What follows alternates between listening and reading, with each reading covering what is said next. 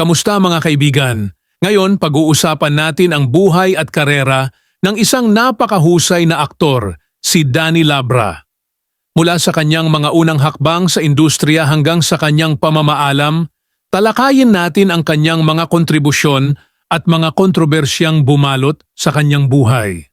Umpisahan na natin dito lang sa Pinoy Wisdom.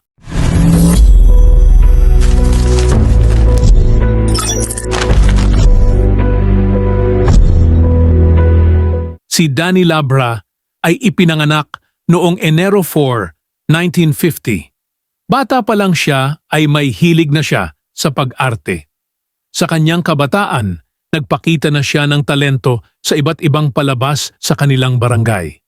Ang kanyang determinasyon na maging isang artista ang nagtulak sa kanya upang subukan ang kapalaran sa mas malalaking entablado. Nagsimula si Danny sa showbiz noong dekada 80s at nakilala siya bilang isang karakter-aktor.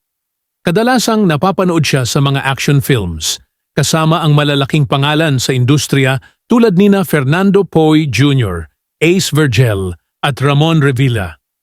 Isa sa kanyang mga natatanging papel ay bilang Boy Balisong na naging tatak na ng kanyang imahe.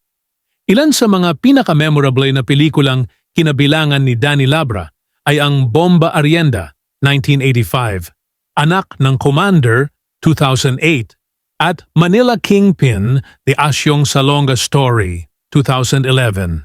Ang kanyang huling pelikula bago siya lumisan ay ang Especial Couple, 2015, isang comedy film kasama sina Poo at Kay Brosas.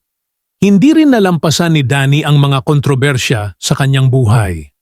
Isa sa mga ito ay ang kanyang pakikipag-ugnayan sa mga personalidad na nasangkot sa iba't ibang usapin sa showbiz. Gayunpaman, nanatiling matatag si Danny at ipinagpatuloy ang kanyang karera sa kabila ng mga pagsubok. Pumanaw si Danny Labra noong Abril 13, 2017 sa edad na 67.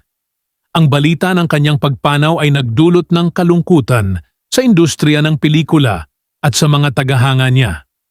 Maraming mga kapwa-artista at kaibigan ang nagbigay-pugay sa kanya, kabilang na si Coco Martin na nagpadala ng isang marangyang flower arrangement bilang tanda ng pakikiramay. At dito nagtatapos ang ating paglalakbay sa buhay ni Danny Labra. Isang aktor na nagbigay ngiti, kilig at aksyon sa ating mga buhay sa pamamagitan ng kanyang mga pelikula. Sana ay nagustuhan ninyo ang ating pagtalakay sa kanyang buhay at karera. Hanggang sa susunod, paalam at maraming salamat. Maraming salamat sa inyong panunood. Huwag kalimutang mag-subscribe at i-click ang notification bell para lagi kayong updated sa mga bago naming videos. Mag-iwan din ng komento kung may nais pa kayong idagdag o ibang personalidad na gusto ninyong talakayin natin. Paalam! Dito lang sa Pinoy Wisdom.